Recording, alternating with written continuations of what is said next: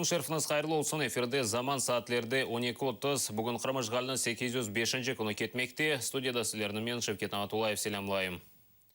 Қырымда Кенеде Тинтуф ве Яқаланов рус таққачылары ве селялы инсанлар Бақшысарайда ең азындан 5 қырым татарының евіне басып кірділер. Сабадан селялы инсанлар автозакларнен берабер шерінің ем ескі қысымы емде 6-й микрорайонына келді. Олған малыматқа көре Зеври Апсеитов, Ремзи Меметов, Рустем Абильтаров ве Энвер Мамутов яқаланды. Мұне берабер Тинтуф салачы қавиқанесінде де өткерілді. Праздники кончились, не надо.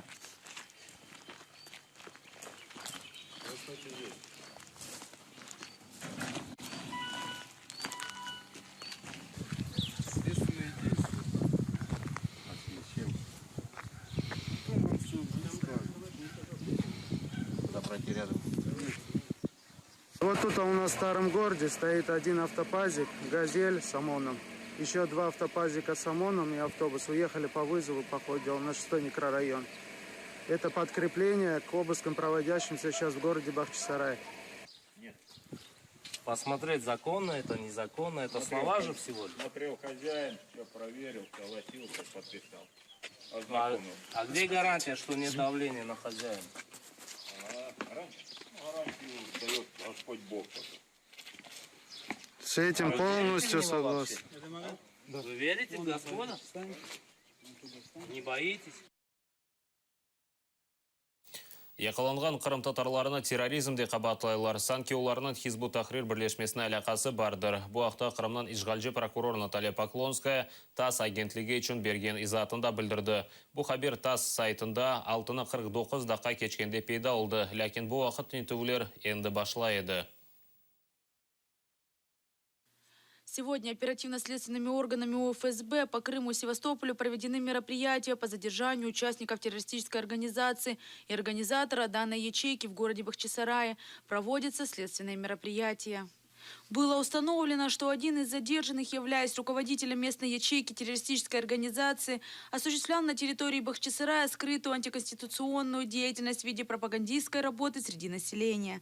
Склонял местных жителей к участию в деятельности указанной террористической организации, руководил этой деятельностью, организовывал и проводил конспиративные собрания.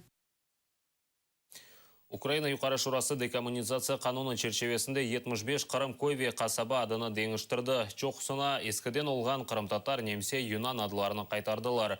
Мисал оларақ Бахчисарай районынан Куйбышева қасабасына Албат ады қайтарылды. Кировская қасабасына Ислам Терек, Красногвардейская районына Курман, Ленинский районы Еді Құйы, Советский қасабасына Ичке ады, Красноперекоп шеріне Яңы Қапы ады қайтарылды. Бұл қарар үшін 255 халық депутаты қол тұтты. Бұл қарар ярмада Украина еркенна қайтарылған сон кучалажақтыр. Я закликаю своїх колег підтримати цю постанову. Вона опрацьована з фахівцями, з Інститутом національної пам'яті. Працювали кримсько-татарські фахівці і кримські вчені. Думаю, що всі ми зараз підтримуємо цю постанову, адже фактично зараз ми віддамо належне боротьбі кримсько-татарського народу за український суверенітет над Кримом. Навіть в радянські часи населені пункти Криму мали кримсько-татарські назви.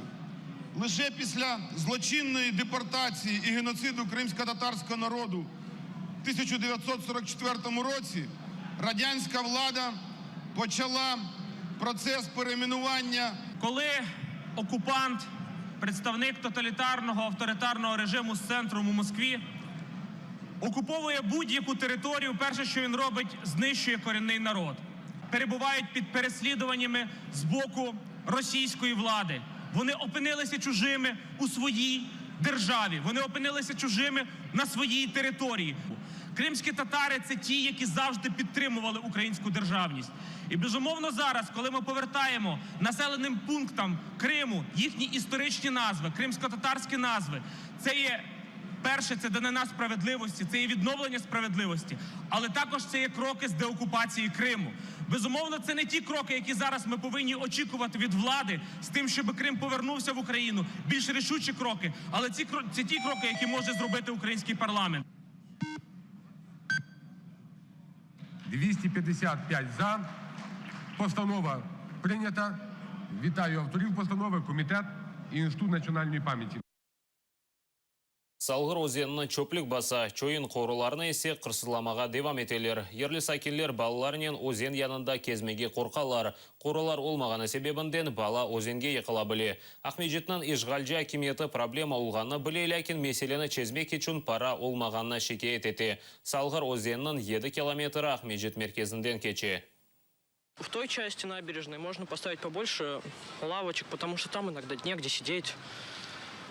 Иногда, хотя бы убирать их, потому что дальше, если идти прям туда, дальше по набережной, то там очень грязно. Не побелено, какие-то бордюры обваливаются. Если ребенок захочет посмотреть на уточек, то боюсь, что я бы своего ребенка не отпустила подойти к такому забору. Вот. А если пройти дальше, то там вообще заборов даже нет. Народ испачкал, народ и должен убирать. Администрация должна принимать участие. В общем, я не знаю, кто ответственен за это. Нужно какие-то меры принимать. Есть проблемы, и проблема еще связана с тем, что эти воды уже Салгира ниже Симферополя используются для орошения в частном секторе, а потом продукция, которая там выращивается, она попадает к нам на стол. Для начала нужно пройти, сделать, знаете, такую карту. От верхней границы Симферополя до нижней. И сделать карту проблем. И часть проблем можно просто решить за небольшие деньги. У нас есть готовый проект, который стоит 790 миллионов. Он готов у нас еще с прошлого лета, но учитывая, что это половина бюджета города, причем по всем статьям расхода, город это не потянет. Поэтому приняли решение делать данные работы поэтапно.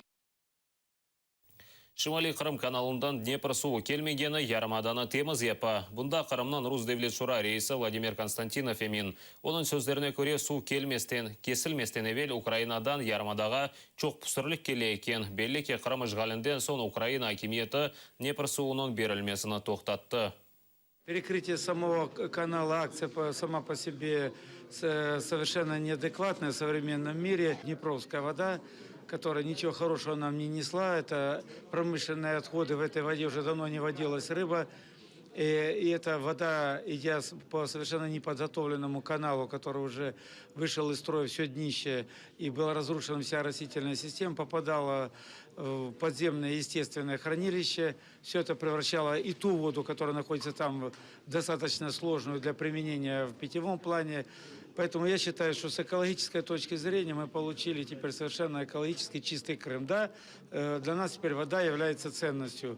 С ней нужно работать, с ней нужно учиться использовать современные технологии. Жамаланың 1944 еріна этник кабир версиясын азырладылар. Украинаны Евровиденияда тақдим етежек ерін ақмелеріні Бандура стайл тақымы Бандура, Дудук, Друмбе, Свирельве, Джембеде ижра етті. Клипні чөлмекші Рустем Скибин ве ойынжы Мавиле Ягяева яраштырдылар.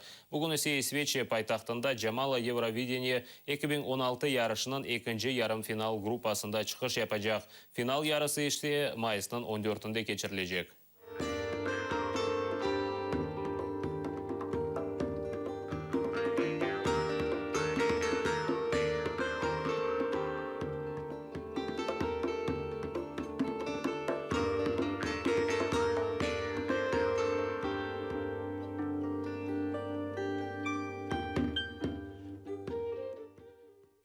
Бұл ноқтада яйынымызны екінлейміз, сіздерге екінлер тілеймін, өбеттеке яйынларымызны қачырманыз, бір-біріңізге мұқайт олыңыз, атайрылы олыңыз, көрішмек үзіре.